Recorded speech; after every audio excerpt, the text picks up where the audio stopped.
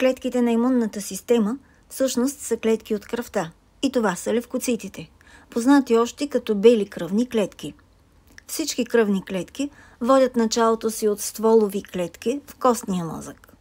Тези плурипотентни стволови клетки се делят и дават два типа по-специализирани стволови клетки – лимфоиден прогенитор и милоиден прогенитор. От лимфоидния прогенитор произлизат лимфоцитите Б, Т и НК, а милоидният прогенитор дава началото на различни видове бели кръвни клетки, червените кръвни клетки и на тромбоцитите. Неспецифичен вроден имунитет. Клетките на неспецифичната, вродената имунна система се систематизират в три функционални групи – фагоцитиращи клетки, медиаторни и цитотоксични клетки. Фагоцитиращите клетки – това са мононуклеарните макрофаги и полиморфонуклеарните макрофаги.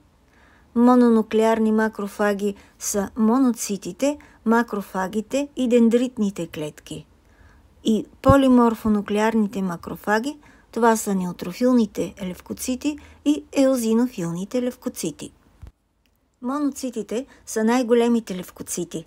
Циркулират около 24 часа в кръвния поток, след което емигрират в тъканите, където се диференцират в макрофаги. Според тъканите, в които преминават, получават различни имена, като купферови клетки в черния дроб, хистиоцити в съединителната тъкан, остеокласти в костите, микроглиеви клетки в нервната система, алвеоларни макрофаги в белите дробове, дендритни клетки в лимфните ганглии, клетки на Лангерханс в кожата.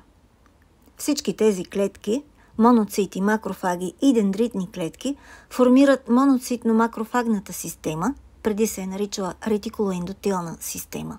Тяхната мисия е в две основни функции. Да поглъщат и фагоцитират бактерии, увредени клетки от организма или туморни клетки, и да представят антигените върху мембраната си и да ги предоставят на Т-лимфоцитите.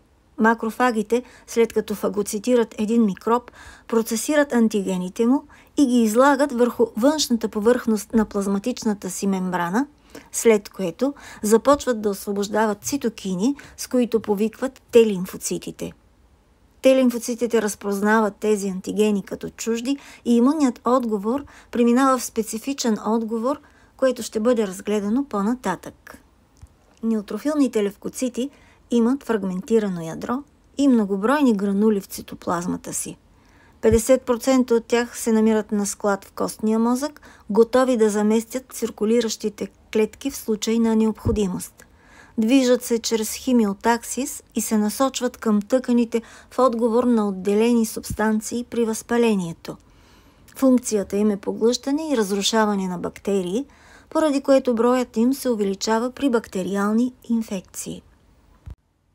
Еозинофилите имат ядро с два сегмента и ярко отсветени в червено гранули в цитоплазмата. Представляват от 2 до 4% от левкоцитите. Циркулират в кръвта около 12 часа, след което преминават в тъканите. Броят им нараства при паразитни инвазии и алергии.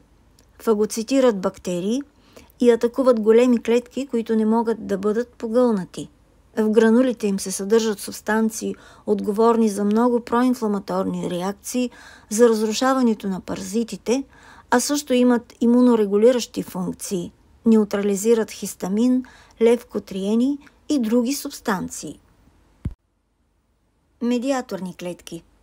Това са клетките, отделящи вазоактивни субстанции, които след като постъпят в кръвния ток, проявяват биологична активност, като увеличаване на съдовата пропускливост, контрактиране на гладката мускулатура, потенциране на възпалителната реакция.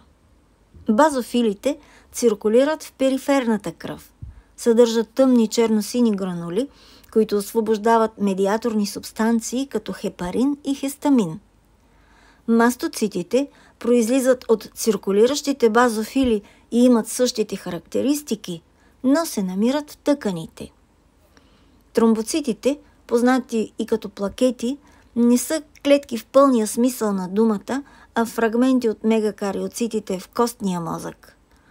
Но те участват не само в процесите на кръвосъсирване, а и допринасят за появата на имунологични реакции, като отделят хистамин.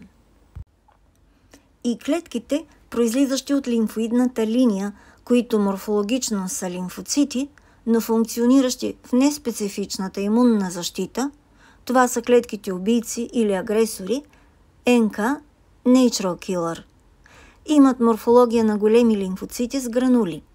Макар че нямат специфични антигенни рецептори, имат друг тип рецептори за активация и инхибиране – КИР, с които могат да засичат и атакуват определени клетки, инфектирани с вирус.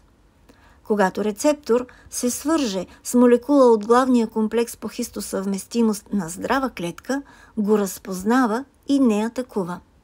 Когато клетката е инфектирана с вирус, този комплекс е увреден, не може да бъде разпозната като своя клетка и тогава атакува и разрушава. Следващото видео – клетките на специфичната имунна защита – лимфоцитите.